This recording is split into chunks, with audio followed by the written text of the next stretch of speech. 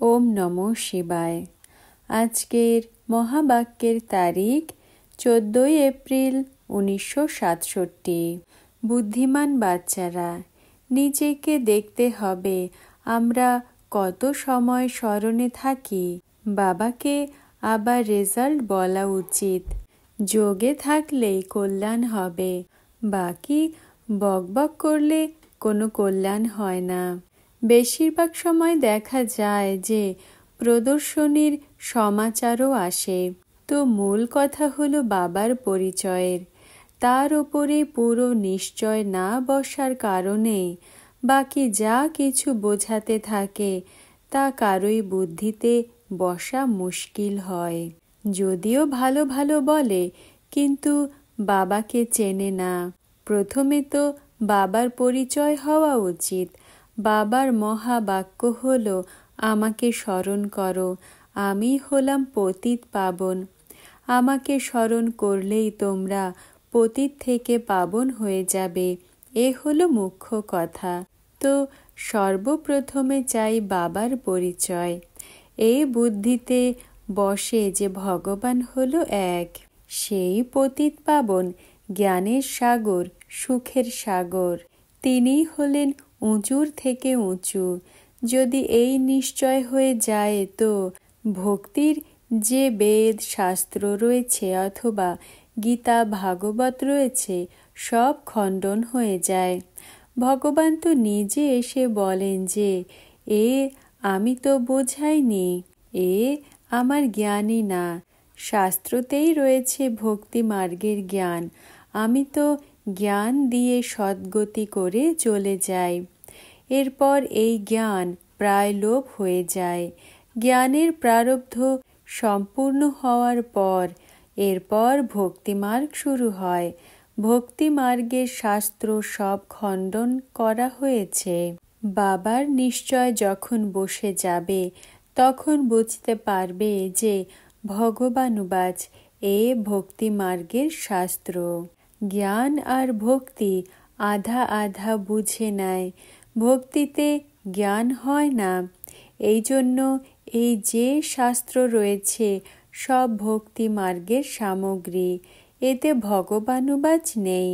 ভগবান যখন আসেন তো এসে নিজের পরিচয় দিয়ে থাকেন।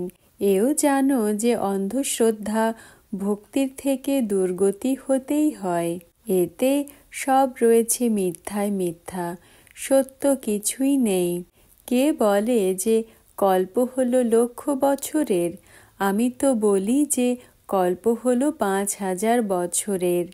আমি তো এই মুখ দিয়ে বোঝাচ্ছি।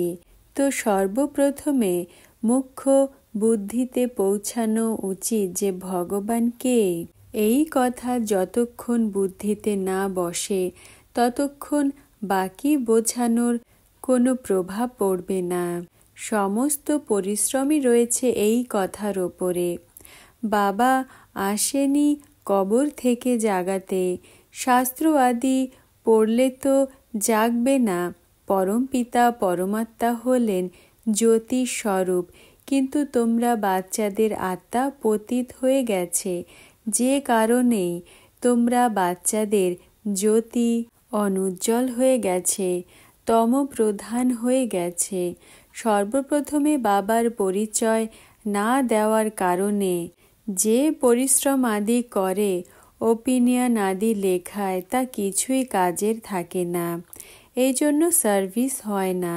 নিশ্চয় হলে তো অবশ্যই বুঝতে পারবে যে হ্যাঁ, ব্রহ্মা দ্বারা জ্ঞান দিচ্ছেন।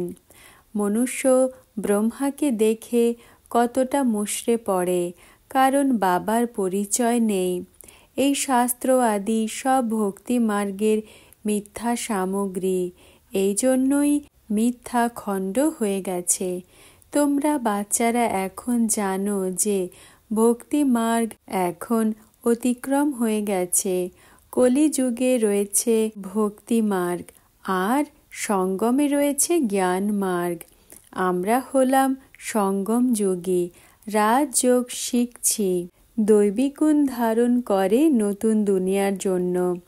যে সঙ্গম যুগে নেই সে দিন প্রতিদিন তমপ্রধান হতেই থাকে। ওইদিকে তো তমপ্রধানতা বাড়তেই থাকে, এইদিকে তোমাদের সঙ্গম সম্পূর্ণ হতে চলেছে। এ বোঝার কথা, তাই না? সমঝদারও হলো নম্বর অনুযায়ী। বাবা প্রতিদিন অনুরোধ করতে থাকেন যে সর্বপ্রথমে যতক্ষণ বাবার পরিচয় না হবে ততক্ষণ কিছুই বুঝতে পারবে না। নিশ্চয় বুদ্ধি বিজয়ন্তী। বাচ্চাদের বকবক করার অনেক অভ্যাস রয়েছে, বাবাকে স্মরণ করেই না। স্মরণ করা বড়ই কঠিন। বাবাকে স্মরণ করা বা অন্যকে স্মরণ করানো ছেড়ে নিজেই বকবক শোনাতে থাকে। বাবার নিশ্চয় ছাড়া অন্য চিত্রের দিকে এগোনোই উচিত নয়। নিশ্চয় না থাকলে কিছুই বুঝবে না। অলফেরি নিশ্চয় নেই, এই জন্য বাকি কথাতে অনেক টাইম ওয়েস্ট হয়। কারো নাড়ি দেখতে জানে না। ভক্তি যারা করে তাদেরও সর্বপ্রথমে বাবার পরিচয় দিতে হবে যে ইনি হলেন উঁচুর থেকে উঁচু জ্ঞানের সাগর। বাবা এই জ্ঞান এখন দিচ্ছেন। সত্য যুগে এই জ্ঞানের দরকারই হয় না। পরবর্তীতে শুরু হয় ভক্তি। একে বলা হয় দুর্গতি। বাবার জন্যই দুর্গতির আওয়াজ বের হয়। এই জন্য বাবা বলেন যে যখন দুর্গতি পুরো অর্থাৎ আমার নিন্দা পুরো হওয়ার সময় হয় তখন আমি আসি। আধা কল্প বাবার নিন্দা করতেই হয়। যাদেরই পূজা করে তাদেরই অকুপেশন সম্পর্কে জানা নেই। তোমরা বাচ্চারা বসে বোঝাও। নিজেরই বাবার সাথে যোগ না থাকলে তো অন্যদের কি বোঝাবে?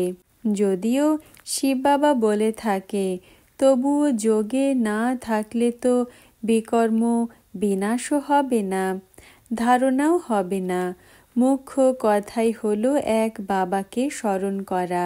বাকি কথা যতই বলে, যোগ না থাকলে তো কোনো কাজেরই না। তখন দেহ অভিমানী অবশ্যই হবে। কাউকে না কাউকে বিরক্ত করতেই থাকবে। বাচ্চারা ভাষণ আদি করে তখন মনে করে যে আমি জ্ঞানিতু আত্মা। বাবা বলেন যে হ্যাঁ তুমি জ্ঞানিতু আত্মা, কিন্তু কথা অনেক বলতে থাকে, যোগ অনেক কম। যোগের ওপরে পুরুষার্থ অনেক কম রয়েছে। বাবা কত বোঝাতে থাকেন যে চার্ট রাখো, মুখ্য হলোই যোগের কথা। বাচ্চাদের মধ্যে জ্ঞান অনেক রয়েছে, যোগ নেই তো বাকি বকবক করে কোনো লাভ হয় না। যোগ ছাড়া বিকর্ম বিনাশ হবে না। যোগে তো অনেক বাচ্চা ফেল হয়। মনে করে 40% স্মরণে থাকে, কিন্তু বাবা বলেন তা হলো 2%। বাবা নিজে বলেন ভোজন খাওয়ার সময় স্মরণে থাকি, আবার ভুলে যাই। স্নান করি তাও বাবাকে স্মরণ করি, যদিও আমরা হলাম তার বাচ্চা, কিন্তু স্মরণ তো করতে হবে। তারপরেও স্মরণ ভুলে যাই। তোমরা মনে করো যে এ তো নাম্বার 1-এ যাবে, নিশ্চয় জ্ঞান আর যোগ ঠিক হবে। তবুও ব্রহ্মা বাবা বলেন যে যোগে অনেক পরিশ্রম রয়েছে, ট্রাই করে দেখো, তারপর অনুভব শোনাও। মনে করো দর্জি কাপড় সেলাই করছে, চেক করো যে বাবার স্মরণে থাকি।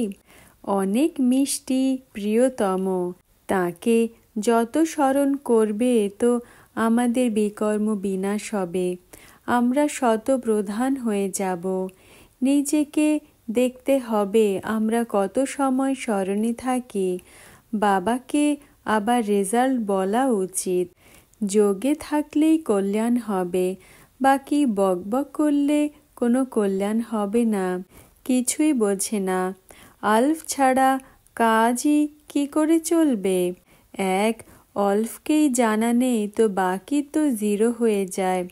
অল্পের সাথে যোগ লাগালেই লাভ রয়েছে।